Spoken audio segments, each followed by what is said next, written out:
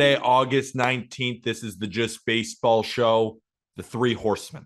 The three horsemen are here. It's Jack McMullen, Arm Layton back from hip surgery, and your guy, me, Peter Apple. We got a lot to talk about in this episode. We're breaking down a lot of September call-ups for contenders. So I'm going to be throwing over to the prospect gurus over here. But first, the big news. Elvis Andrus is a Chicago White Sox. Jon Heyman kind of called it, Jack. We got to give it up to Jon Heyman a little bit. Yeah, let's give it up to Jon Heyman. I need you to acknowledge that I'm holding a baseball, so I'm immediately better at talking about baseball now by holding a baseball. You know what? Also, keep talking. I'm going to go grab a baseball. All right. Aram might be a little codeine crazy right now, too, huh? How is the hip surgery, you warrior? Yeah, man, I'm feeling all right. Nerve blockers wore off yesterday, so I definitely felt it through the night last night. But same surgery Matt Chapman got. You saw how he bounced back this year. So I'm expecting a similar bounce back. So you're expecting low 200s with about low 200s with some power and elite defense. That's what I'm hoping for. I definitely feel I'm excited, honestly. Like from a serious standpoint. It was bothering me for so long. We live in New York City now. I want to walk around. I want to do stuff. And I thought once I stopped playing baseball, it would just kind of go away, and it just got worse and worse. So I'm honestly really excited to just turn the page and get better and be able to play sports and stuff again. So very much looking forward to that. But obviously the first week after the surgery is not the best. And I've not taken as many oxys as you'd think, though. Ooh, damn. You're doing it wrong right now, man.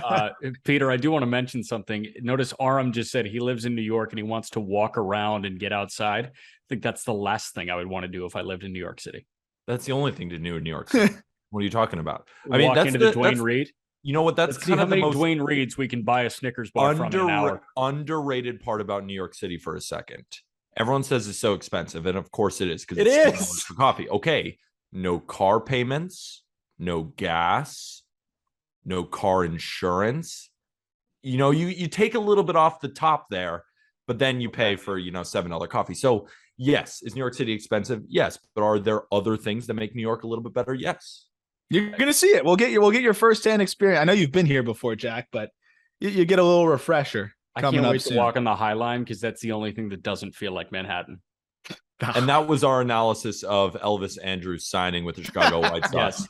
Yes. Anyone have anything to say? Jack is wearing an athletic shirt. Again, we're still not analyzing the signing of Elvis Andrus. Arm, you got to have something about it. Yeah, no, I actually like it. I do like it. I think we have to give credit where credit's due. Elvis Andrus has bounced back at least a little bit this year.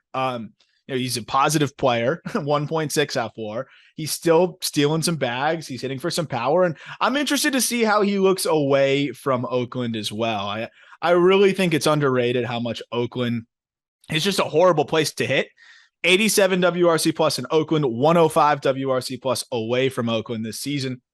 If he gives you a 105 WRC plus with some speed and decent defense, you got to be pretty happy with that, given that the White Sox are trying to stay afloat. You guys talked about it last episode, how they're still in the race. Tim Anderson's out.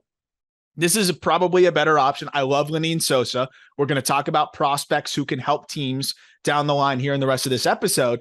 But I trust a veteran Elvis Andrus to give me league average offense and play good defense more than I'd expect a Lenyn Sosa to make the leap and, be able to play every day there. What's beautiful about this Elvis Andrus signing is, big money in Oakland, but because he was released, all that money is still on Oakland's book. So what the White Sox can do is pay him a prorated minimum salary for the rest of this year, which is perfect. So they're going to pay him, I think, around $50,000 for the last 6 weeks of the regular season, maybe a little bit more than that. But I mean, that's nothing for a major league franchise. Like they'll pick up anybody on the league minimum. Jim Margulis, who is I think he's the founder of Sox Machine. His Twitter handle is literally @Sox Machine, but Jim Margulis puts together great stuff for the White Sox. He just quote tweeted Jeff Passan's tweet and said, "It's fun when something like this makes sense and happens quickly." Heyman called it, like we were talking about it yesterday. It made all the sense in the world. So Rick Hahn got on the phone and got it done. And we talked about Rick Hahn's comments after the trade deadline. I'm disappointed we didn't do more. You should be disappointed in yourself that you didn't do more. Now you were just handed a replacement level shortstop to fill the 6-week void that Tim Anderson leaves you. And they got it. Above replacement level. Above replacement level. And now we can't make fun of Rick Hahn anymore. You put his big Yeah, boy pants Still on. he's and can. cooking. We still can. He's- That was a How very can you? weird statement. Of course. No, I'm just kidding. Let's move on to some more news. Unless, Jackie, got something to say. Well, I was going to say, so we can make fun of Rick Hahn for his statement, but Ara missed it yesterday. Will Crow about the Dennis Eckersley comments on the Pirates. Yes. I'm sure you saw the Eckersley thing about the Pirates. Yeah, I did see the Eckersley thing. What? Yeah. Will Crow said something? Will Crow said it's pretty crappy and pretty shitty about his comments. And to that I say, aren't crappy and shitty the same thing? I kind of like that though. That's like double down on it's. I said the same understand thing, where Arm.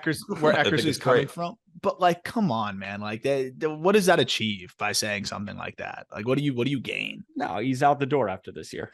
And before we talk prospects, because we're going to talk about a prospect that already called up that hit his first home run basically on his first swing in Major League Baseball. Before we get to that, Dellin Betances retired, which Jack told me that before we even started recording. And my first reaction to that was my childhood is over.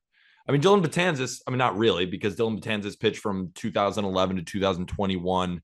His last appearance basically was with the Mets, where he threw 1 inning and gave up an earned run to give him a 9 ERA. And in 2020 with the Mets, he threw 11 2/3, gave up 10 earned runs.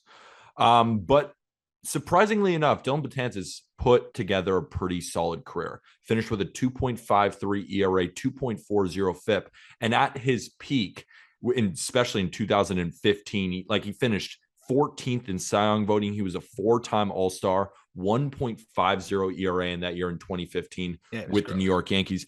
Dellin Betances at his best was nasty.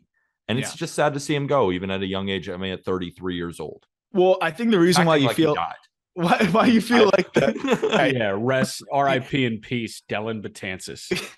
I think the reason why you feel like Betances is a part of your childhood is because he was a notable prospect for a while. And it was like one of those Yankees prospects that you heard about for a long time. And he was a top 100 guy, pretty much consensus across everywhere you looked, but he just couldn't stick in the rotation. And one of those classic move you from a starter, make you a reliever, and it worked. I mean, he was a really good reliever and made some good money. And if he budgets properly, should be able to not have to worry about money for the remainder of his life because of his peak and how nasty he was, as you mentioned, Peter. But yeah, I mean, it is kind of crazy starting to see some of those guys that now we definitely watched come up even from the beginning retire. I know it's an early retirement from him, but still, it does make you feel a little bit old. And I know one like McCutchen, who homered twice today already, when he retires, guys like that, I'm definitely going to get really sad. LeBron, don't get me started on the basketball side. That's going to really feel weird. Well, 2 years, 97. He's going to be around. Yeah. I saw some lines set on where Bronny's going to go to college because he said he's going to school and not going to the G League. And like Ohio State was like 15-1, which was so weird. There were like 8 schools in front of that, which was bizarre. I feel like he's going to go to Duke. No, I feel like he's going to Ohio State. Do you realize how good that would be for the LeBron brand? I think he's going to Akron. Oh, zips up, the baby. Zips, Get zips some up. action. He's going to be playing against Imani Bates, who's at Eastern Michigan now. Yeah.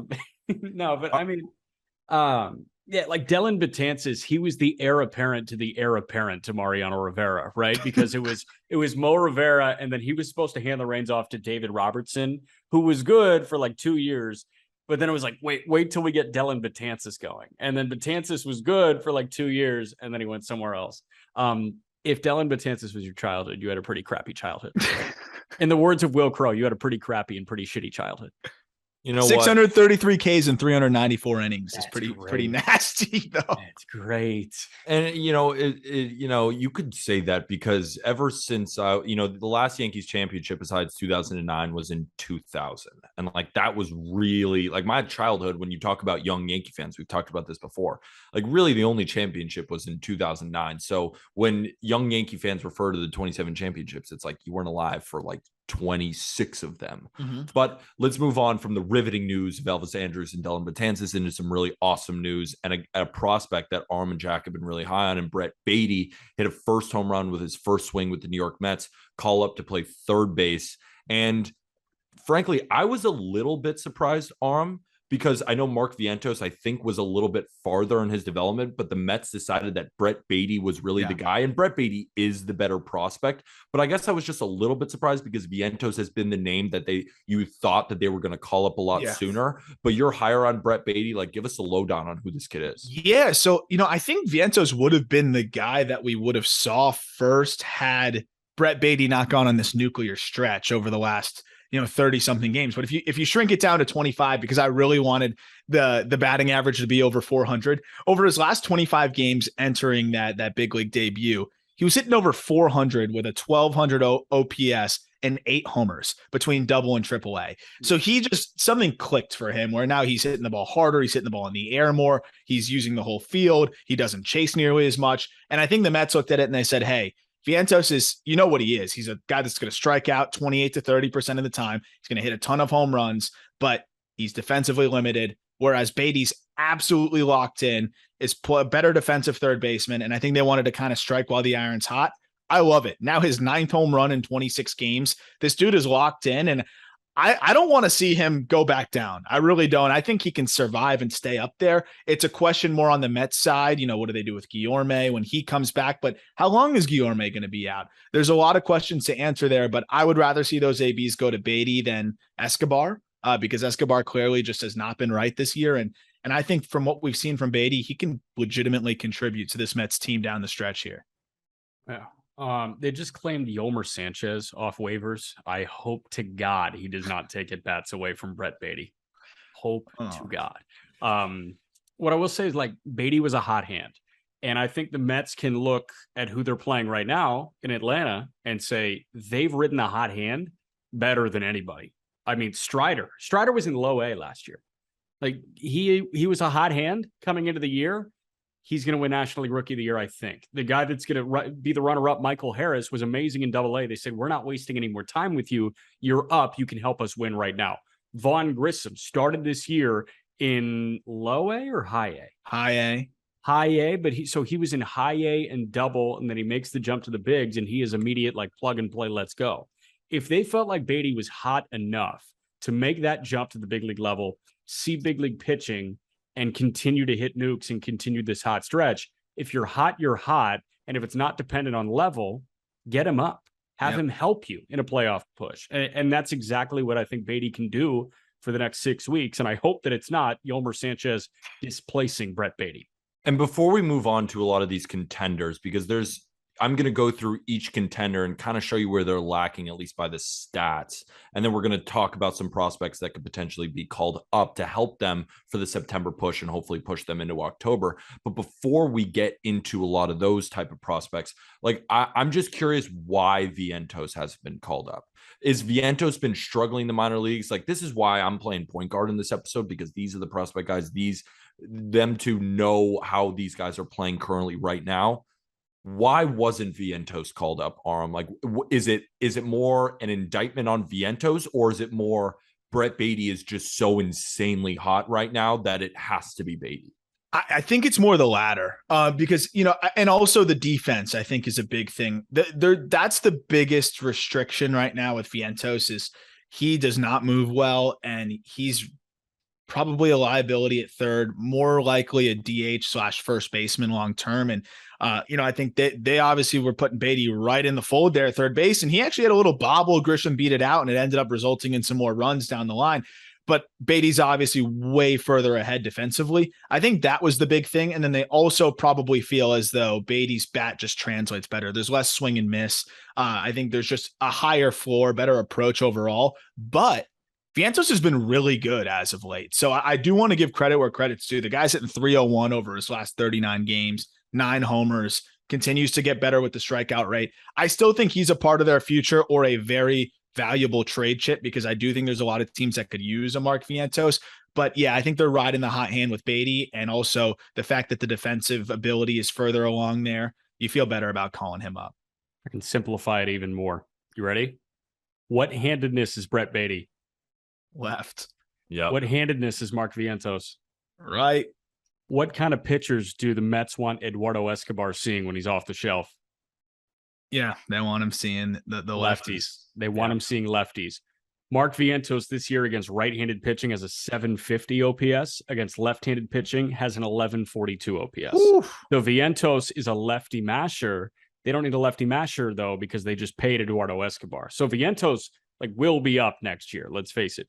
Baty provides them a better offensive threat for right-handed pitching when you want Eduardo Escobar facing left-handed pitching. And to that point, they also added Darren Ruff at the trade deadline, who's and a Vogelbussy lefty killer. But Vogelbussy's more for righties. But that's the Mets' problem this year, is that the Mets have not been as good against lefties as they had against righties. So I think that's a good segue into who could be some September call-ups for the New York Mets. So we'll start in the National League East. Right now, when you kind of look at the overall stats, I mean, the Mets rake. They're 5th in average. They're 2nd in on-base percentage. Their starting pitching looks pretty solid, but I do think that they could potentially add a bullpen piece. But of course, that they added Brett Baty to this fold. Do we think that Mark Vientos could be that September call-up for them if they need another bat off the bench? Or do we think they should lean more into some high-quality arms that are in their system? Jack, I'll start with you possibly, or Arm, you could take this as well. Who are some of the September call-ups that the Mets fans should be looking at that could impact their team similar to a Brett Baty? But Brett Baty might be that guy, but maybe close to that. Do you know who is currently on the Syracuse Mets roster? Terrence Gore. Oh, no. That is the king of the September call-up. Oh my god! If Terrence Gore is not on the New York Mets postseason roster, we riot. He is Dave Roberts. He's still Dave Roberts. He will steal second base. Entire ballpark knows it. He's gonna fucking take it. Yeah, but so it's funny if it's not him. If it's not him, it could be Khalil Lee, right? Because Khalil Lee can fly. He has not been swinging it that great. He stole 53 bags in Double-A back in 2019, which is interesting because he's never quite matched that in Triple, but he does have kind of game-changing speed, is a really good defender, and that could be a guy that they bring up. The problem with the Mets is I look at the 40-man roster with them because I don't think they can really bring anybody up that's not on the 40-man already. It would create a self-imposed squeeze. So I do think if someone goes down, Vientos is definitely a guy we could see up. But depending on if Jose Budo, a right-handed pitching prospect, makes his – I think he's scheduled to start in the next day or two. Yeah. If he doesn't make a start, he might fill in because I know the Mets need to get through their rotation. And he's a guy that's already on the 40-man, has thrown extremely well this year. 4 pitches for a strike. Changeup's probably the best pitch. Jose Budo could be a guy that, maybe helps bolster their bullpen down the stretch in September when the rosters expand. And that's not the sexiest addition, but they don't really need one at this point. And Budo can eat some important innings. Seems pretty straightforward. I mean, when you already call up Brett Baty, who's going to be one of the best prospects in baseball, you kind of already covered. So let's move on to another team in the National League East, and that's the Atlanta Braves, who are certainly contenders. And they've already kind of done their due diligence with calling up Michael Harris early, and then they called up Vaughn Grisham, who we're talking about. Brett Baty hit a home run in his first game. So did Vaughn Grisham. I mean, they seem to be very aggressive with their call-ups. And what we do know about the Braves, and that we've talked about this on multiple occasions, is how deep they are at starting pitching, from the top of the rotation to Max Fried all the way to the Bryce Elders in the minor leagues. So Jack, I want to throw this one over to you first because, I mean, who are some of these Braves arms that you feel like are going to be in the fold? And then Arm, maybe throw it over to you for maybe another bat. But I know you're probably licking your lips because you love this AAA lineup down there in Atlanta. Pitchers that are currently on the Gwinnett Stripers roster. Ian Anderson is currently on the Gwinnett Stripers roster. So is Bryce Elder, Kyle Muller, Darren O'Day is on a rehab assignment, Jared Schuster, Freddie Tarnok, Victor Vodnik is currently hurt, Huascar Noah. They have enough pitching. They can call one of those guys up. I think Muller is the one. I think Muller has earned it. We saw what he did against the Marlins with a splint on his glove hand. I think Anderson and Muller are the two to come, with Elder not far behind. O'Day is going to be up soon. And then I like what Freddie Tarnok can do. I don't think you need to make the move on Schuster, but I think out of the bullpen, Freddie Tarnok could be the guy. Yeah, I think they have so much depth that Schuster doesn't really need to be rushed up there. But I think Tarnok's a really interesting bullpen arm They brought him up, I think, for 2/3 of an inning already, and he punched a guy out, and that was it. But he's somebody that has some great swing and miss stuff and could be an option. They have so many arms in the upper levels of the minors right now, as you mentioned. It's ridiculous what the Braves have been able to build there and the depth that they have. They don't really need any more bats, right? Von Grissom's already accumulated a 0.7 fWAR in like a handful of games already. Michael Harris has been spectacular. I don't know if they bring anybody up offensively. I think it's really just riding the hot hand pitcher wise. And they're clearly very comfortable, bringing up whoever and sending down whoever. They don't really care. And how about a team in the Philadelphia Phillies where they have not really been calling up any big time prospects except Bryson Stott, who since the All-Star break has been on fire, one of the best shortstops in the National League. He's been a big lightning bolt for this Phillies team that has shot into contention. So when you look at the Phillies just as an overall team, it's clear that the bullpen is the issue. They're 16th in ERA, they're 22nd in WHIP. They also walk a lot of guys. And then you look at this bullpen, there are some nice names in there. Obviously, adding David Robertson at the deadline was a big move. Sir Anthony Dominguez has been probably their best reliever all year. Awesome. But after that, it's not a lot to hang your hat on. And they're going to get Bryce Harper back for the offense. Like, there's nobody really on offense that I'm looking at that I think the Phillies should definitely add. I think arms have to be it. Yep. And I know the Phillies, they're headlined by a lot of their top prospects, and Mick Abel, Andrew Painter, guys like that. But I don't know if they're truly ready yet to be called up in September. Like, who are the arms that you guys are looking at in September? I'm looking at Andy Painter, and I'm looking at Carl Crawford's kid that they just drafted out of high school. Yeah, it's rough. They're in a weird spot. I love Mick Abel and Andy Painter, and both those guys just got bumped up to Double-A, which is awesome. Definitely expedites their development here, but they're just not ready yet. So, well, like, guys, we're laughing, and then the Braves call it Vaughn Grisham, and he hits a home run in his first debut. Painter's 19 nowadays. I'm just mentioning the top years old. Prospect. It doesn't matter. I mean, Vaughn Grisham's like 14. It seems. You know what? You're right. Joe Nuxall was 15 when he made his major league debut, so Andy Painter can do it, dude. Andy Painter's crazy. Can we give him some love real quick? A 1.19 ERA, 75 in a third innings. He's punched out 118. They'll never do it, but one guy that I do think could slot in for them is Bailey Falter, who has been really solid. 25-year-old in Triple-A, pitching to a 1.91 ERA, 47 innings. He's punched out 49 and walked just 6. Nothing jumps off the page. Obviously, the stuff isn't fantastic, but the slider is pretty good. I think the stuff would tick up if he's used more in a swingman role, can spot start. That's a guy that I'm expecting to potentially be able to, fit in a little bit more, a left-handed pitcher that they could probably use that is a bit of a Swiss Army knife.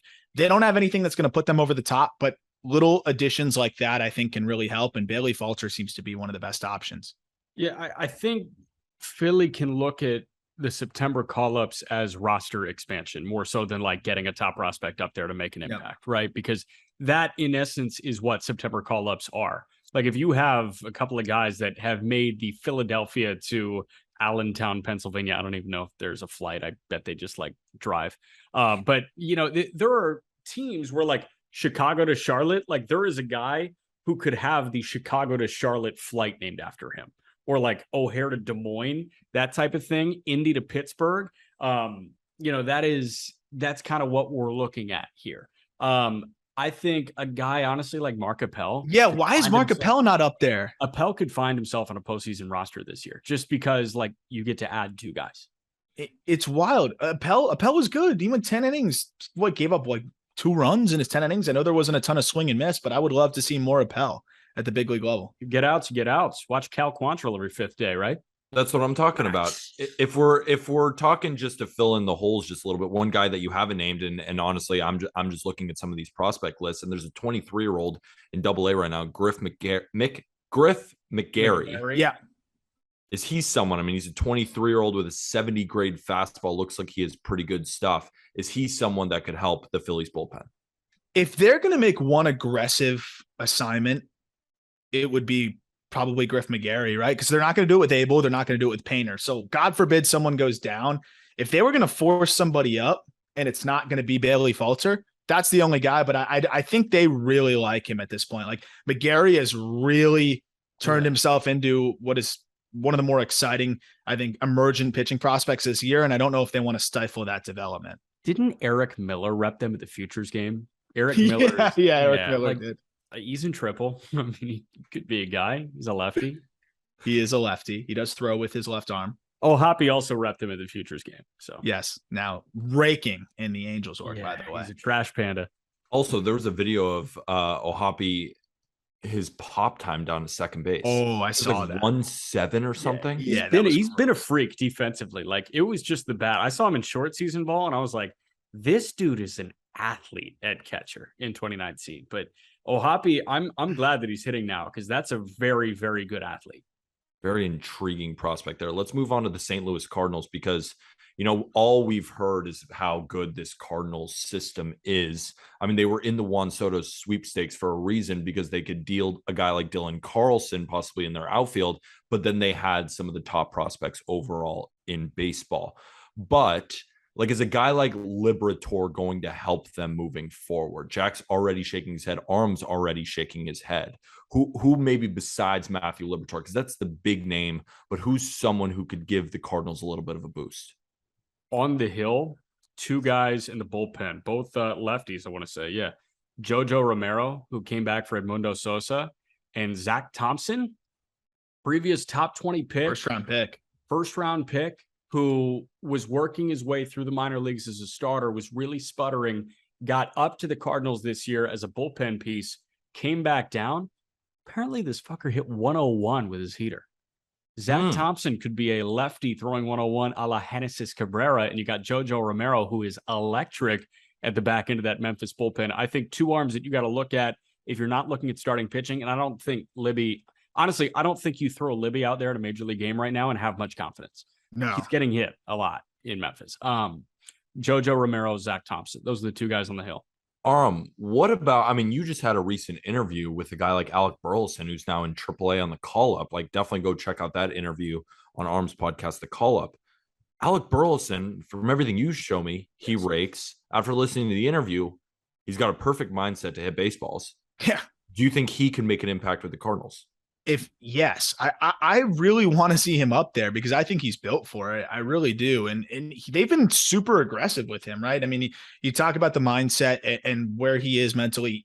What I loved about the interview is he was really honest and talked about how he struggled at the end of last year in AAA, because he went high A, double A, triple A all in one season. And he never thought he was going to get to triple. And he almost had this like imposter syndrome to a degree, where he just felt like, do I really belong here? And offseason really focused on the mental side, returns this year, and he's been one of the best hitters in AAA. 326, 367, 535 slash line with 20 homers, and he's only striking out 15% of the time.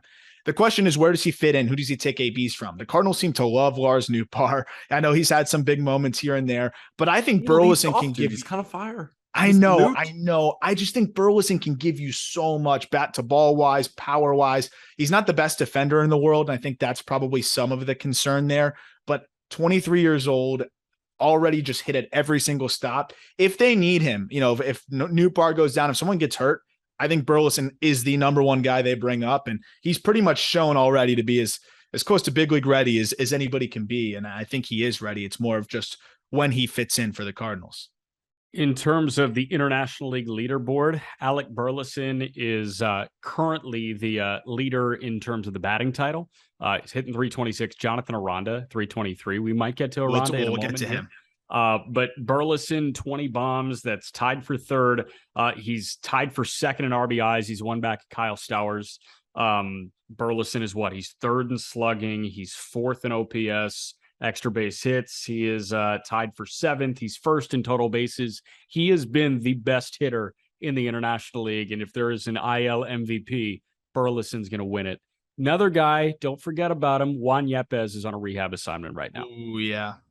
That guy can freaking hit. That guy can hit. Also, Pujols' comments about him.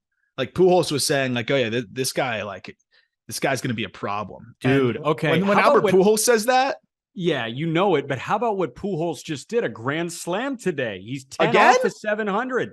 Hit a grand slam. Full disclosure, I was in a lot of pain, like I said last night, slept in today, like first time in a while, just slept till like 11:30, woke up disoriented, caught up on work, and then didn't catch any of the games. I've missed Pujols' last 3 homers. And if you remember, in early part of this year, I said, if there's one thing I'm going to be locked in on the whole year, it's Pujols' chase for 700, which is impossible and it's not going to happen. So I'm going to pretend like it's possible. We're almost in shouting distance here. We're 10 away. Let the countdown If he commence. hits 700, we're throwing a party. I swear to God. Arm, you should have just prolonged the hip surgery. You should have said, you know what, doc? Pujols up to 700. I got to be locked surgery in next year. So how about this? Not to stray us off the path though. So I don't know if I've mentioned it on the podcast, but the second Pujols was announced. I think I've mentioned it a few times. Second Pujols was announced that he was going back to St. Louis. I popped out of bed at 2 a.m, maxed out my credit card and bought tickets to go to that game, the final game at Busch Stadium. Could you imagine if he's 1 away in the final regular season game at Busch Stadium? Just what that would be like. The thing is, he has to hit 1 every 4 games at this point. And because right now we're about 44 games left in the schedule. I mean, he would have to go full Barry Bonds mode, but if there's anyone who could do it. The swing works. It still plays. He was an all-star. All-star Albert Pujols. Yeah, all-star. Yeah, 2022 home run derby, Albert. first round champion, Albert Pujols. Pujols, here's the thing. Like, you don't even need to groove fastballs to him. All you need to do is put a lefty into the game. Literally. Like, I just need other teams tipping their cap to Albert, and every time you see him, have a lefty enter the game.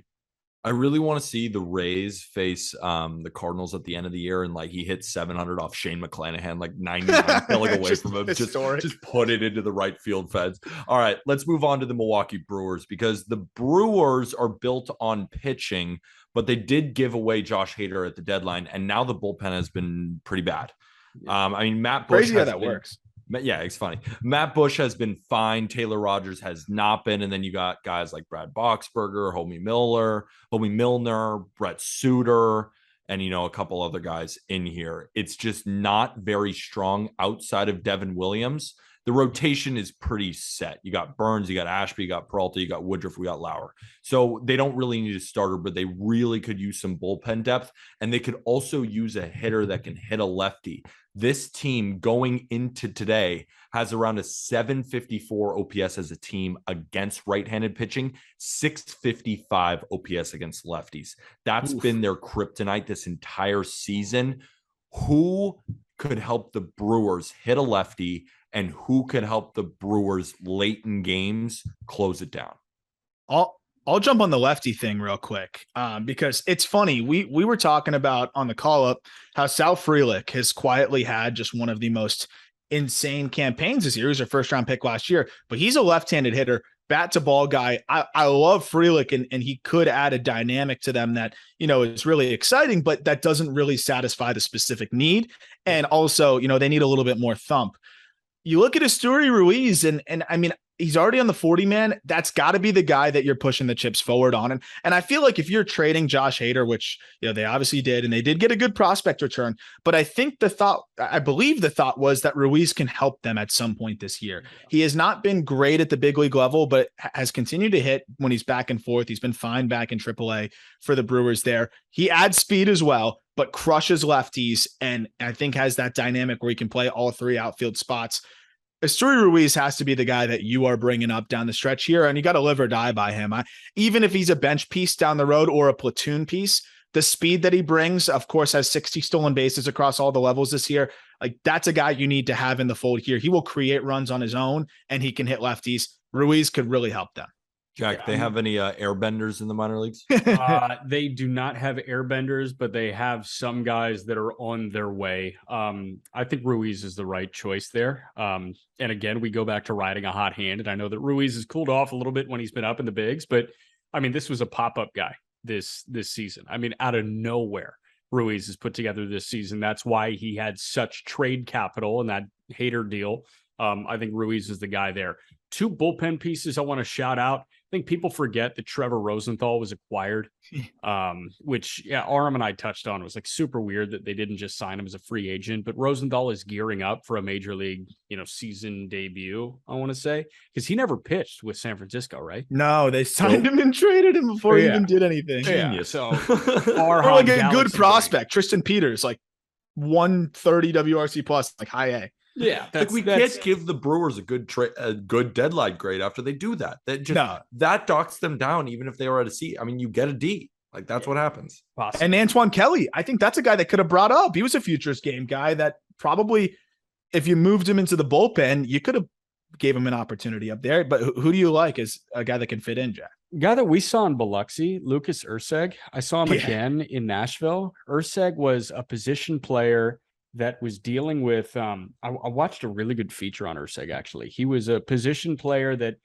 dropped out of ball for a little bit, was dealing with like a really bad bout of depression because he kind of saw the writing on the wall there. He got his life in order, hopped on the mound, and this dude is like pumping 98, 99 with his heater. So I highly recommend checking out Lucas Erceg, who's a righty out of that bullpen that might be able to help. And he's on the older side I think he's 27 or 28 years old 27. Already. He's 27, but he throws gas. So give me more guys that throw gas. Who's going to help the Pirates? No, just kidding. Let's move on to the Los Angeles Dodgers. And this one's going to be fun because they don't need shit. I mean, what they need is to get Craig Kimbrell out of the closer position, because I think you can make the argument he's their worst reliever right now. Yes. I mean, Caleb Ferguson, Evan Phillips, Alex Vesia, they are so loaded in the bullpen. They're going to get Dustin May back. And I'm sure that's kind of their September call up because he looks like DeGrom in the minor leagues. And then you go through the offense, they certainly don't need anything. Miguel Vargas has been the guy who, has already had a cup of coffee in the bigs. Maybe he's the answer here. But let's just have fun with this one because there is no needs. Just who are some Dodgers prospects that could possibly get the call up in September? Well, a little bit on the older side, but I remember they signed Dellin Betances to a minor league deal before the year began. I'm actually shocked they didn't turn him back into Dellin Betances, maybe even better. The arm must have just been that cooked, unfortunately. But yeah, I mean, on the offensive side, they've got so many dudes. They don't need them, and that's the problem. And you're not going to bring a guy up to just temper his ABs, which is why pretty much the only reason why we haven't seen Miguel Vargas up, because I think the bat is pretty much big league ready. Dustin May, as you talked about, he has looked as good as ever. He looks like the Dustin May that we saw pre-injury, just pitching in the minors, meaning a guy that can dominate the big leagues, that's just getting back in the minors and just really throwing bullpens with guys standing in there at this point. I think he had an immaculate inning. Like, it's been a joke for him. Yeah. What I do like about the Dodgers situation, though, is they do have a couple pitchers that all of a sudden, if they really wanted to be aggressive, could end up helping out. They moved two guys up to AAA, Bobby Miller and Gavin Stone. Both are disgusting. And I actually think Gavin Stone could be the guy that helps them more this year. I think the arsenal is a bit more big league ready. Bobby Miller has been a bit susceptible to contact. The fastball is triple digits, but it's flat at times. It's a little bit of the Hunter Green effect, whereas Stone is much, more of a guy that throws 3 to 4 pitches that move in all different directions. If you get Stone in 2 to 3 inning spurts, or even 1 to 2 inning spurts, he is going to be disgusting. I think we could see Gavin Stone at some point this year. As a starter, he's striking out more than 13 per 9. As a reliever, I think he could be devastating, and he can also fill in if you need somebody to, stretch out for a few more innings. Gavin Stone's my pick to really help them potentially this year, and I wouldn't be surprised if they do it. Anybody else, Jack?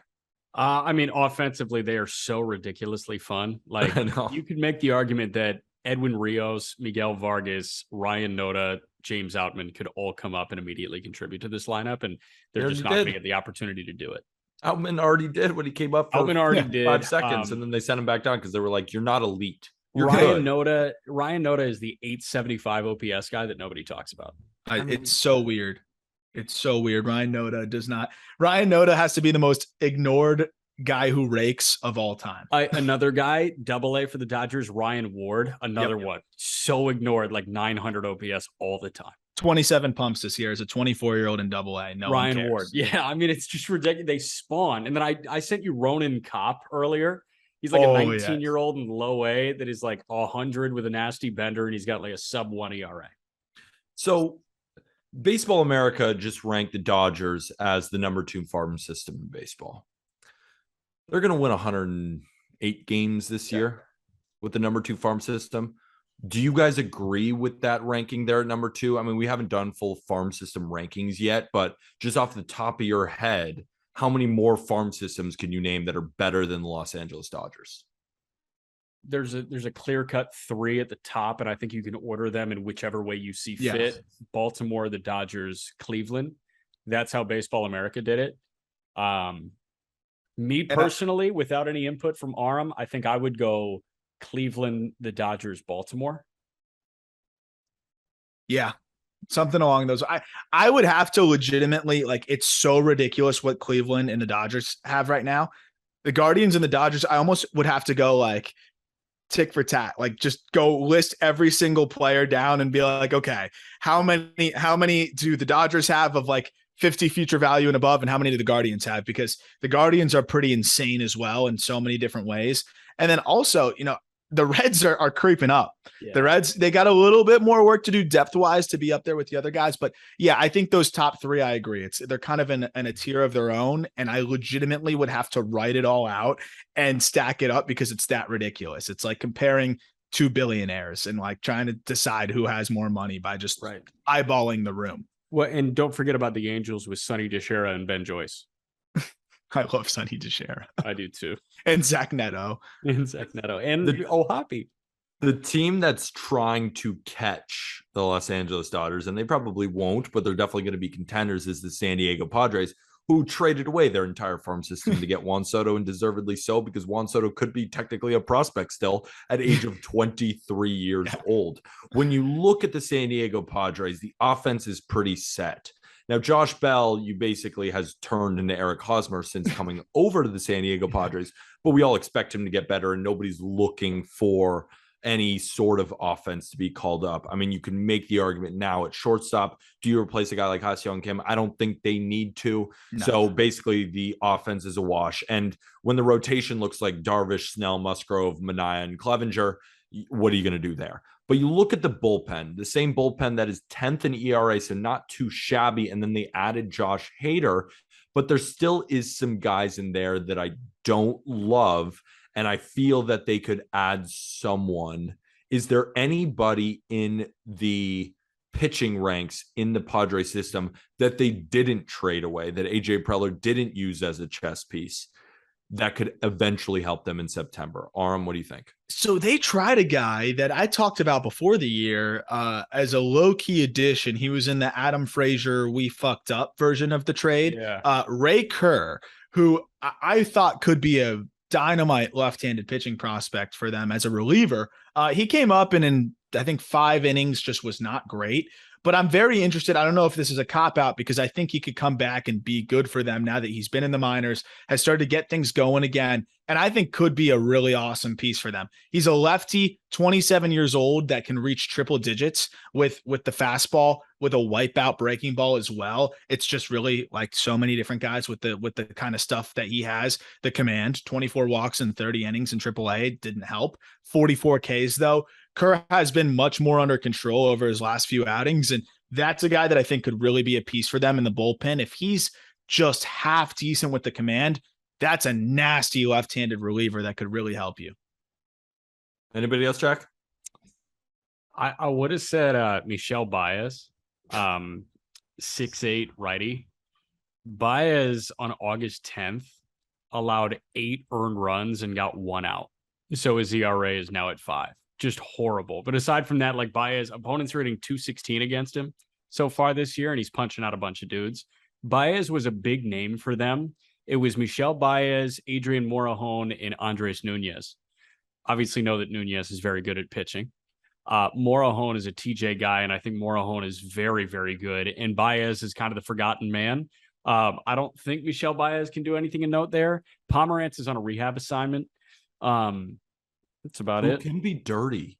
I'm interested. Is on, like, that's huge for the Padres. They paid him for a reason. I mean, you'd be surprised to see how much he makes. Deserved it. Yeah, he was nasty. I think that's a really interesting X factor. And then just to throw a name out there, even though Peter mentioned, I was going to ask Peter what he thought too in terms of like how badly do they need a bat right now? They probably don't. But if someone goes down, Eggy Rosario is a guy that could play all over the infield. He's played really well in AAA so far this season, and it's really hit at every stop. I mean, he's a bat to ball guy that now has developed more power. 19 homers, 20 stolen bases in AAA this year, while striking out 20% of the time. He's played short, he's played third, he's played second. That's a guy that if you have the extra roster spot, not a bad bench piece to have, given that the AAA season will pretty much be over. That's someone that I think, could be that reserve for them if they need another bat. Before we move on to the American League, I think I need Arm to do a spin, and it's for the merch. I mean, look how crisp and white that long sleeve tee is, but I don't want him to get up because I don't want him to go back under the knife and get more surgery. Oh man, stand up as quick as you can. Try jumping as quick as you can. Shuttle drill. Jumping jacks in that thing. I mean, look how far that piece of, look at the back. For all those watching on YouTube, look at that piece of merch. Go check it out in our episode description. We have new long sleeve athletic just baseball tees, as well as our favorites. They're always sold out. It's the rope hats. They're back in our merch store. Go check that out. Jack and I made a deal, which doesn't really make sense because he should get free merch anyway, but I wanted to make it more fun. If the White Sox got a win against the Astros in this series, that he gets free merch. And the White Sox have been there. They've taken 2 out of 3. And they're going to face them again tonight. So he might get more extra merch. Extra merch. And we're never going to use, and also because the White Sox have now won 2 games, the code Fade Jack can never be used again. Yeah. So one thing too, we were initially just kind of going to mess around with the athletic tees as like a player promo, because we send merch to guys that come on the show. And, but these came out so well. We're like, we got to just make more of these. So everyone's loved them. Let's make them for the common folk. Yeah, for the common folk, or for ourselves even. So it's my favorite shirt now. I'm not gonna lie. It's not even just like a sales pitch here. It's pretty awesome. And I didn't realize it until people kept stopping me at the game and saying like, where can I get one of those? And I was like, justbaseball.com. And they're like, wow, okay. Traveling salesman. Let's talk about the New York Yankees. The Yankees already called up a couple of guys recently. A guy named Oswaldo Cabrera, who's going to be starting at shortstop tonight. And I'm going to be at that game, Yankees versus Blue Jays. And they also called up Estevan Florial, who's been up and down and just seems like a better option than Aaron Hicks at this point. I mean, at least Aaron Hicks, can you field? If you can't hit, that's one thing. Can you field? So they called up those 2 guys, and Ron Marinaccio, he's back up, and he's been a disgusting reliever. I know Jack's smiling because of my pronunciation, and that was incredible, elite pronunciation by me. Pretty impeccable. It was impeccable. Got the second E, Marinaccio. You know what? Marinaccio. Leave me alone. I want Albert Abreu to not be pitching much in this bullpen anymore. And Lucas Litke is fine. We can go over some of the top prospects on the pitching side because it seems like offense. Like everybody knows about Oswald Peraza, who's the best Yankee shortstop prospect outside of Anthony Volpe, who realistically, if the Braves are calling up Vaughn Gershom at 21, I mean, what's to stop the Yankees from calling up Anthony Volpe, who just stole his 40th base down there in AA in Somerset? But let's focus on some pitchers because Luis Gil Aram is not the answer right now. He has no command in the minor leagues. I think last time I checked, he's got an ERA over 7. He's out for the year. And he's out for the year anyway. Yeah, so it's funny because I look at the 40-man too. There's another 40-man situation. Yes. I want to speak briefly on Cabrera because he started horribly and has been, we talk about riding the hot hand.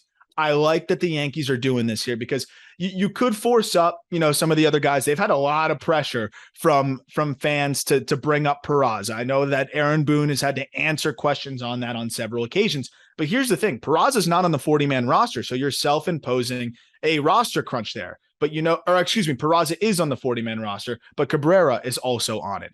Who's not on the 40-man is Volpe. So if you bring up Volpe, you're self-imposing a 40-man crunch there. Cabrera has been spectacular over the last 40 games where he's hitting 293, 376, 551 with a 145 WRC plus. He's a switch hitter who can play all over the infield. He's going to play shortstop like you said today. I really think he could be an interesting bat for them. And the power is sneaky for a guy that is not that big. And then you talk about the outfield. I mean, Florial, I don't know how well he's going to hit. He does have power. He definitely hits the ball hard. He's putting together the best offensive season we've probably seen from him at the upper levels, but damn well he's going to be better than what Aaron Hicks is dealing with right now in the outfield, which is surprising because Hicks has been rough. To answer your question though, Clark Schmidt, man, Clark Schmidt, I really like what we're seeing from him. Have they really discussed bringing him up? Has he been back up much yet as of late? Like, I feel like everything I've seen from him in the minors, the stuff looks great. He's getting swings and misses and bunches now that he's been, starting to put it together fastball slider wise. Clark Schmidt's a guy that could be a great swingman for them. What have I said since the beginning with Clark Schmidt? I have his PSA card.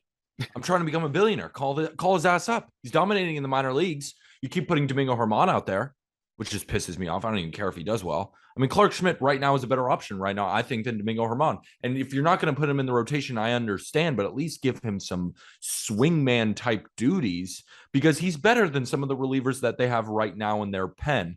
Jack, is there anybody else that comes to mind when you think about the New York Yankees and as you roll up your Oakland A's jersey, which is just a travesty in itself? People on YouTube get a ticket to the gun show right now. Look at that tattoo. My guy's tatted, wearing an A's jersey. Looks like not only am I smart, but I am hot and have multiple tattoos. Anybody want to marry me? Joke's on you. I'm in a committed relationship. You look like Jose Canseco right now. So what I'm going for right now is Jimmy Cordero. A 30-year-old right-hander with the Scranton Wilkes-Barre Rail Riders who had a 6 ERA with the White Sox last year. Different Jimmy Cordero this year, baby. He rolls up his sleeves. He has the biceps popping, and it's 100 at your face. He's got a 2.16 ERA right now in Scranton. Highly recommend if you need another flamethrower out of the pen, 30-year-old Jimmy Cordero, who looks so less menacing without his beard. I like that. I didn't know shit about that.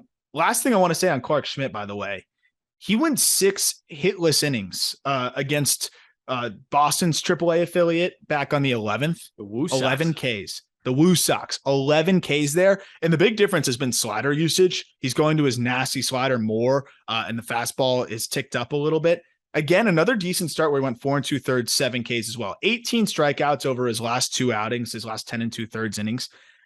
This guy's probably ready to go. And then you bring up a bullpen arm or two. I think the Yankees are in a pretty good spot, but they have to piece it together a little bit with your boy Clay Holmes out, Peter. Yeah, I know. Let's move on to the Toronto Blue Jays.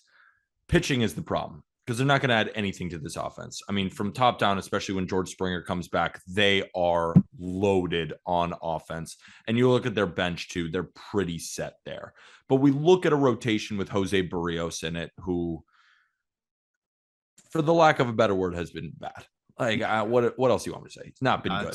That's fair. I think that's fair. Mitch White is the guy who can give them innings, but I don't think he's lighting up anything for Toronto Blue Jays fans right now. Ross Stripling, again, a guy who can give innings. And then you have Manoah and Gausman at the top. And then they have a solid bullpen, but not a great bullpen.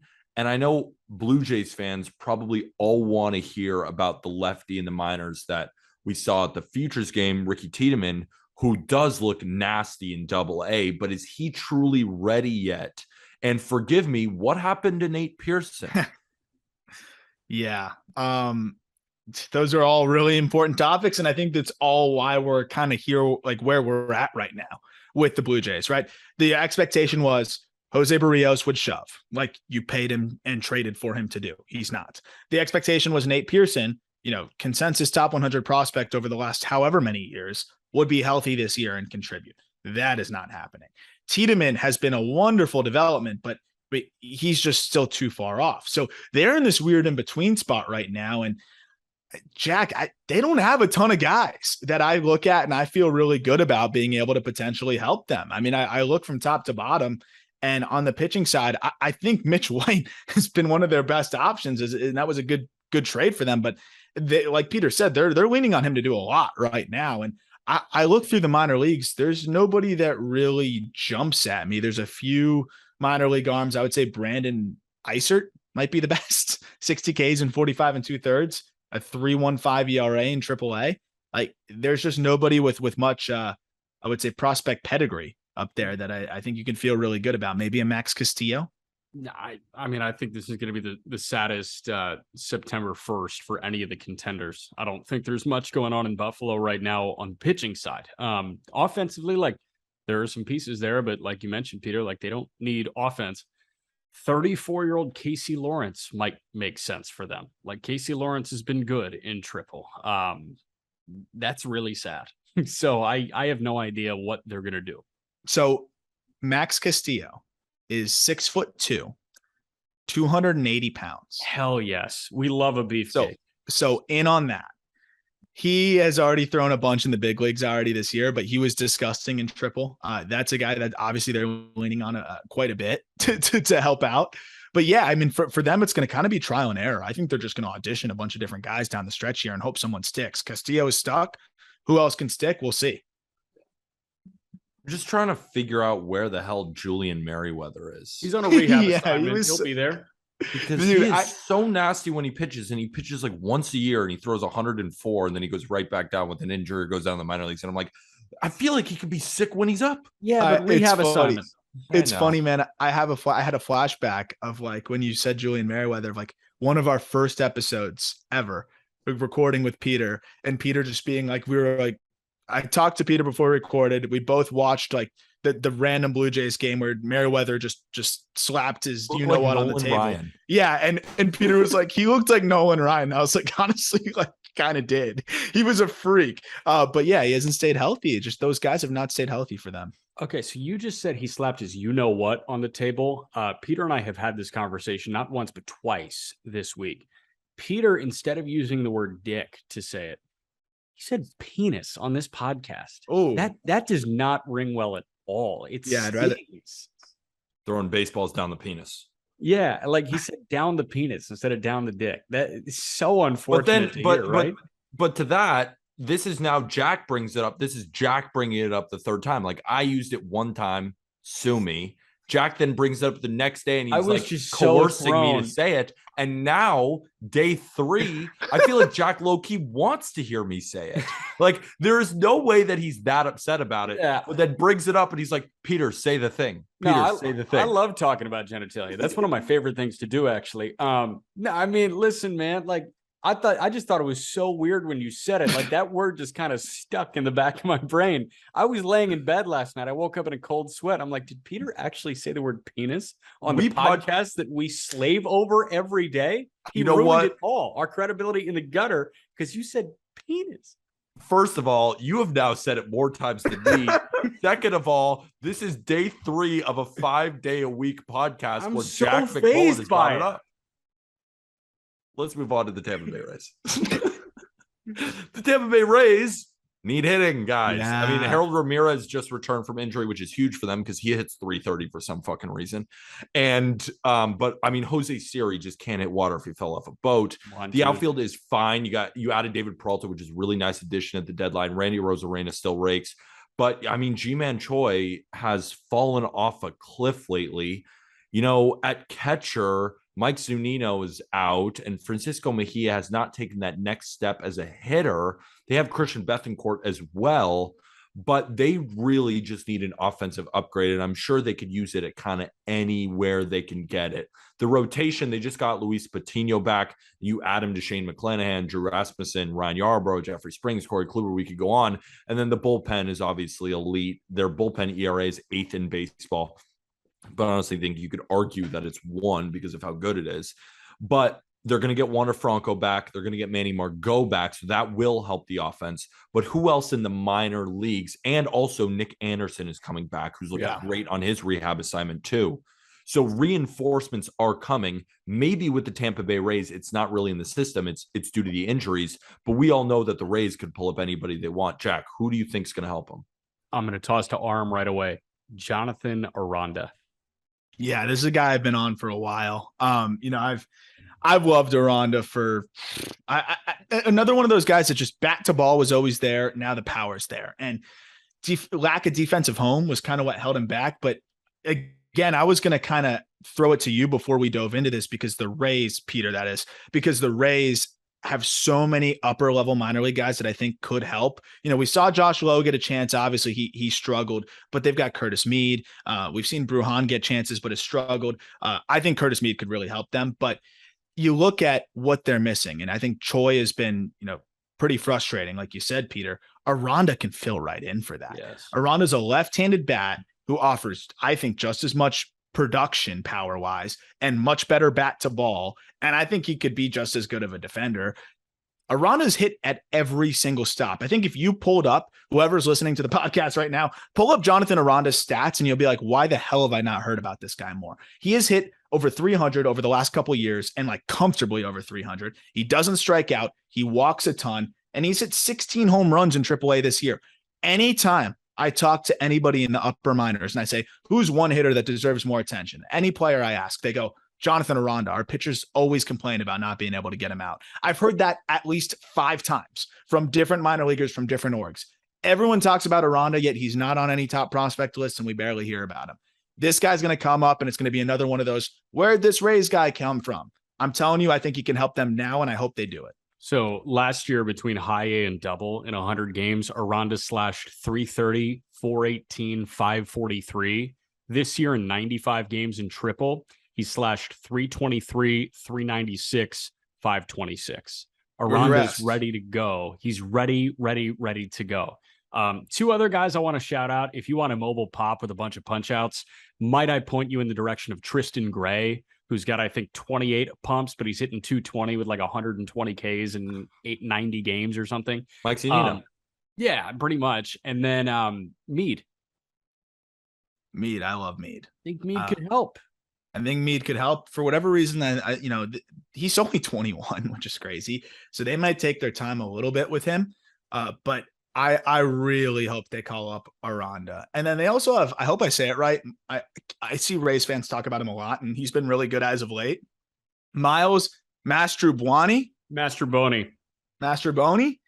can play all over, and he's hitting pretty well in triple. Can steal some bags. He's fast. Hasn't he gotten an audition already? No. He's never gotten an audition. He's like a Whit Merrifield light. From one good farm system to the next, the Guardians, let's just gush over it. I mean, let's just gush over who potentially they could call up.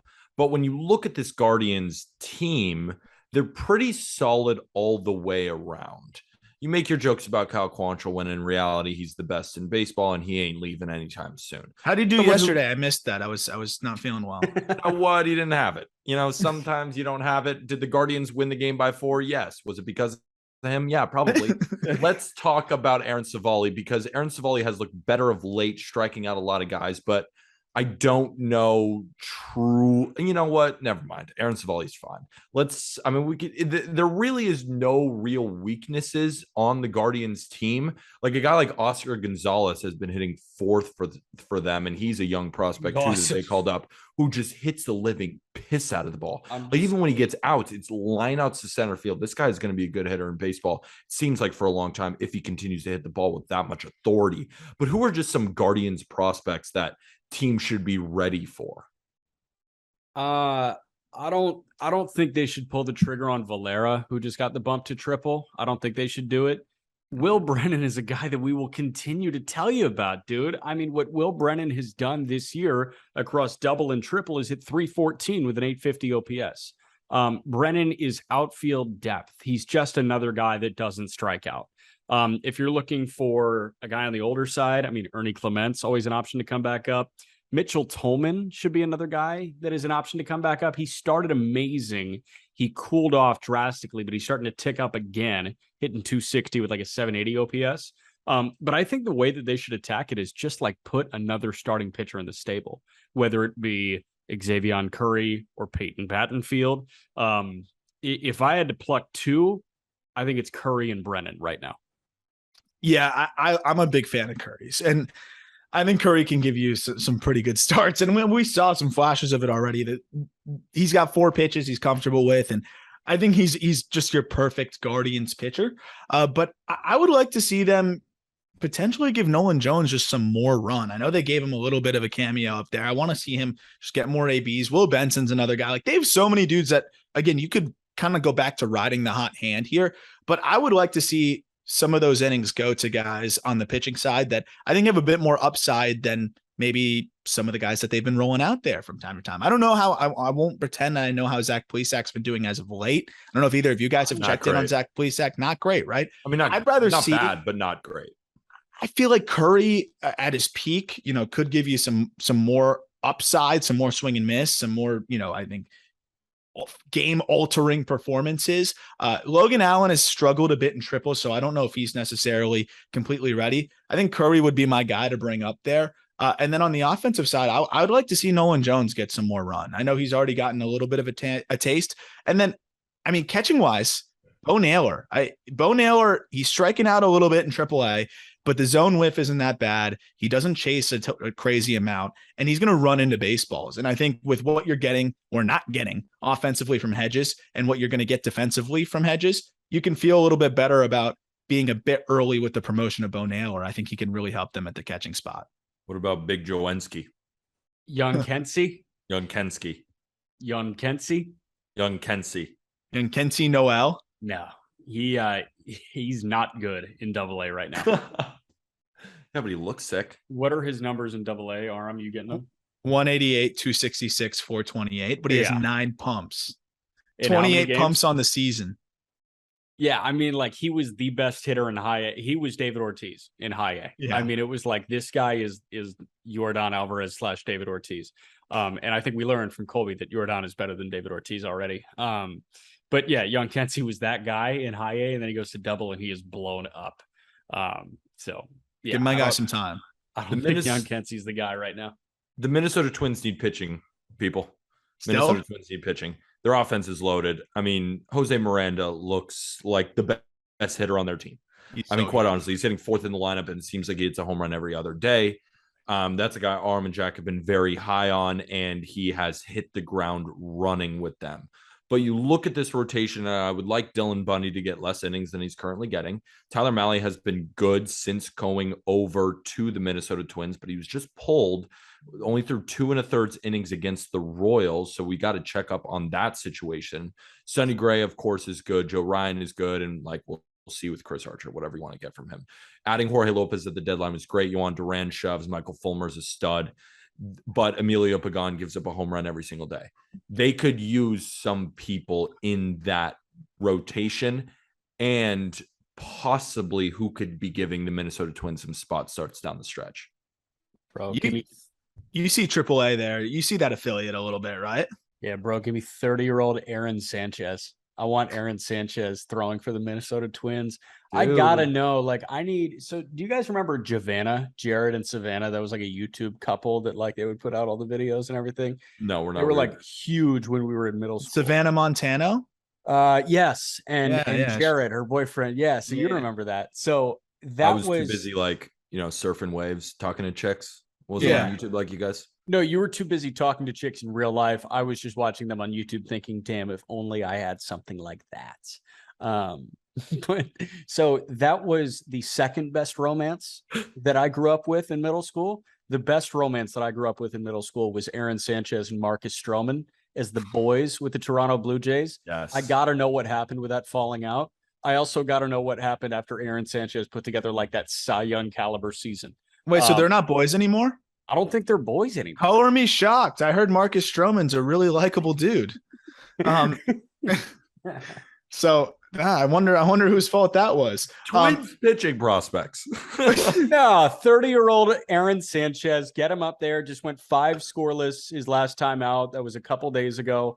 I think Aaron Sanchez can actually still be a major league pitcher, and the Twins need major league pitching. So I have a hotter take, because I think it would take whoever the Twins bring up other than Aaron Sanchez. If they bring up a prospect, it's going to be a bit of a surprise, because it's going to be somebody that they're probably yanking up from AA with maybe a brief stint in AAA. There's 2 guys that I think if they really want to push the chips forward can help them do it.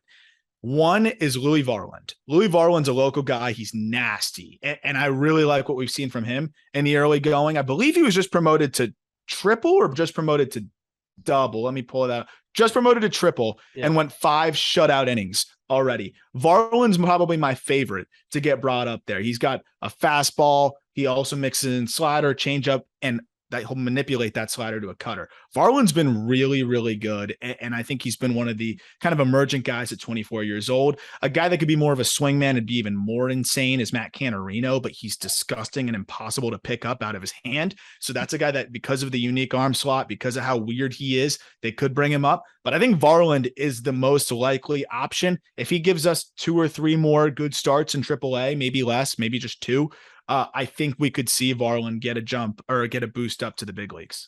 How about Simeon? Simeon Woods Richardson just got the bump to triple. He's got a 3 ERA in all of his starts with Wichita. My concern with him is the stuff. Like he throws strikes, he mixes it up, but I don't know. The stuff concerns me a bit. I would rather bring up Louis Varland. Okay. Jack, is it worth talking about your White Sox? They're contenders now. Yeah, I mean, like Davis Martin has a spot on the major league roster. Like I just think he should be on the major league roster. Yeah. Lenny Sosa, I guess, is a backup. Like those are the 2. I guess Yolbert Sanchez if you want some defense. Well, that's it. Arm, you got anything? Yolbert Sanchez, man. It's funny because their system is just not great, right? And they've had some emergent guys, but like Oscar Colas isn't helping you this year. Most of their guys are not really in a position to help. I think Lenny Sosa is still the best option. And Davis Martin's underrated, though. I think that guy can fill in and give you some good innings. But the White Sox, they don't have too many internal options that are really going to help them. They did go grab Tobias Myers. I don't think Tobias Myers. Yeah, so he could help a little bit. I don't know. I would prefer just a consistent spot for Martin and then have Sosa up there. 2 other guys that I want to shout out if you're looking for more bats. Obviously, Jake Berger. Like Berger has shown that he can be consistent. I think they just want 2 more roster spots filled. And I think Berger makes sense there. Blake Rutherford has like not been terrible. Yeah. Yankees legend. Blake Rutherford. I faced Blake Rutherford in high school. You got a bloop single off me, that piece of shit. He was a pitcher. Valley. He was pitching. No, I was pitching. He was hitting. Oh, we got a bloop single off of you. Yeah, I mean that's kind of his MO. Yeah, exactly. He was one of those, like when you're playing high school baseball and you see a dude with like every fighting necklace on and like every arm sleeve possible. And like, he's got the flow and he's got like sunglasses on top of his hat and like behind his hat. Like that's what he looked like. And I was like, I want to get this dude out so bad. We heard, he's probably going to be a 1st round pick. He's so electric. And I was like, fuck you, dude. I'm just going to throw sliders until you can't hit anymore. And I got him 0-2, shoved a little piss single, and I was so upset because he's just running the base and he's just like, yeah, but he's a real bro. He's from Simi Valley. He's a real bro. Good. He was pretty good at baseball though. Like he was really electric. 25 still. I mean, that's somebody that could, I guess, be a 4th outfielder for you. But what is he doing for you? No. So they don't have a lot of options. Nope. Shout out Blake Rutherford. Let's move on to the Houston Astros. This one's going to be easy because they have 0 weaknesses. You could say Chas McCormick, I guess, in center field, but it's not like they're going to call up a center fielder right now. And it's not like Chas McCormick is even that bad. You go to a rotation with Verlander, Framber, Luis Garcia, Lance McCullers, Christian Javier, and Jose Urquidy. Nope. You go to a bullpen with Presley, Montero, Neris, Stanek, Will Smith, Maytone, and Brian Abreu. Nope. I mean, there's no holes in this team. Who are just some prospects that could potentially make somewhat of an impact if the Astros decided that they have any holes or if there was possible injury to one of their stars. Hunter Brown hasn't slowed down. It's actually pretty annoying because Hunter Brown on any other team, Hunter Brown's in the big leagues right now. I mean, this guy's just carved up AAA, but it's funny because I realized Hunter Brown was screwed when the reports came out during the deadline that the Astros were looking to potentially trade their controllable young pitching at the big league level. So I'm like, okay, if they're trying to clear out already proven starters at the big league level, then they're going to really struggle to find innings for Hunter Brown. But that said, again, rosters expand. You want an extra arm. Hunter Brown has been spectacular. He's going to stick as a starter. He's continued to just carve guys up. Homegrown dude. If they have an injury, he'll probably be the first in line. And when they need more innings or, they have an extra roster spot, Brown will be the guy that we see called up. Yeah. Offensively, there's a 25-year-old for Sugarland, a Sugarland Space Cowboy that is having one of the best seasons in minor league baseball right now. Justin Durden in 380 at bats, sitting 324 with a 1022 OPS. Wow. So, I mean, Durden is he's a power bat. He's got 21 pumps, 84 driven in. I think that's just another guy that like might earn a month of major league pay. And then one other dude that I think could have been an option had they not gone out and traded for Christian Vasquez, but we'll see what they end up doing at that position. But if they need a catcher, he's not the best defensive catcher, but Yainer Diaz has been really good this year. I thought you were going to say Corey Lee, but Yainer Diaz, yeah. Nah, I'm more in on Yainer Diaz. Yainer Diaz has been really good, 21 home runs this year. Great bat to ball skills, doesn't strike out a lot, can play first as well. That's if they needed a bat. They got Mancini, so they don't really need him, but he's a guy that's probably close to big league ready. Moving on to our last contender, Seattle Mariners. They don't really have any holes. You could say in the outfield, I guess, because Jesse Winker has been playing some DH. But he goes to the outfield when you put a guy like Suarez at DH. But you look at like Sam Haggerty, who's, not been too shabby for them. And then, of course, you got J-Rod, and the return of Mitch Haniger has really helped this lineup too. You look at a rotation with Gilbert, Castillo, Ray, Kirby, and Gonzalez. And, they put Chris Flexen back in the bullpen, and he's giving them valuable innings. And then that bullpen in itself was Sewald, Munoz, Swanson, Castillo, Penn Murphy has been really good. And then Matt Brash, who was kind of that, not September call-up, clearly, because he kind of started the year with the Mariners, but just the dirty slider, and then they transitioned him more into the bullpen. Hasn't been great, but has had spots where you see the potential there with a guy like Matt Brash, who, the name that I'm the most interested in hearing about is Emerson Hancock. I think he's in Double-A. Is he a guy who could possibly give them spot starts? They don't really need anyone, though, right now. I think we should probably lean offense. I just wanted to touch on Hancock to see if he was possibly ready. Yeah, if they really needed it, I think Hancock could go up there and survive because the command has really been impressive, and he can mix up, 3 to 4 pitches that are at least average or better. If you keep up with like the notable pitching performances I'll do on Twitter, Hancock has been a guy that's appeared a lot over the last couple of weeks as someone that's just continued to churn out good starts in Double-A, probably close to Triple-A ready to get the bump there, but probably just not ready yet. Brash is the guy that I think can really make the big impact, but he's already up there. It's tough because I don't really know what they necessarily need or would look for. They have one reliever in Danny Young, who's been punching out a ton of guys in AAA. He's 28 years old. But other than that, it's one of those situations where they traded away a lot of their pieces. And the guys that are really helping them are up at the big league level. Don't sleep on Isaiah Campbell, though, because they've kind of used him more as a reliever now, I believe. And Isaiah Campbell could be a good option for them. Just got the bump up to double. The stuff's good. Now that they've kind of fully moved him to the bullpen, they could be more comfortable with fast tracking him. Campbell, really good college pitcher, now settling into that bullpen role, could be a guy that they move up to. Yeah. I wish Steckenrider was good. Steckenrider had a 5.5 with the Mariners. He's got a 4.5 with Tacoma. Drew Steckenrider. Yeah, what happened to him? I don't know. He was so good last year, and he's just not good this year. But guys, this offense in Tacoma, they're running out of starting everyday outfield of Kelnick, Lewis, and Taylor Trammell. And then they also have Toro and Terrens playing every day for him too. That's sweet. Don't forget Evan White at first. Evan White on a rehab assignment at first, but you got Drew Ellis. I like Drew Ellis. I think he can hit a little bit. The offense is really good, but naturally when you look at September call-ups, you kind of want to give your pitchers a breather. And I don't know what kind of AAA arms you can pull up here. So it may be a guy like Isaiah Campbell who makes sense going from double to the bigs. And that'll do it for this episode of the Just Baseball Show. Hopefully everybody has a good weekend. Go get your Just Baseball shirts. Arms wearing the crisp white. I will say the rope hats back in stock. Go get yourselves one. Jack's holding the baseball. I'm holding the baseball. Arms wearing baseball. Join the Just Baseball group chat on our chalkboard. That link is in our episode description.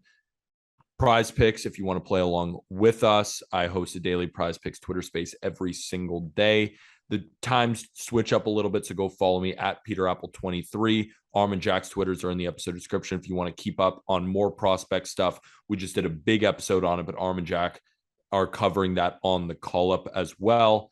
And State of Division, of course, are 15 minutes every single day, 6 days a week on each division in baseball. And if you're watching this on YouTube, hit us with a like, Let us know in the comments if we missed anybody in the prospect ranks that you're excited to see. Hit us with that subscribe button. And if you're listening on audio, if you could give us a 5-star review, tell us what you enjoy about the podcast.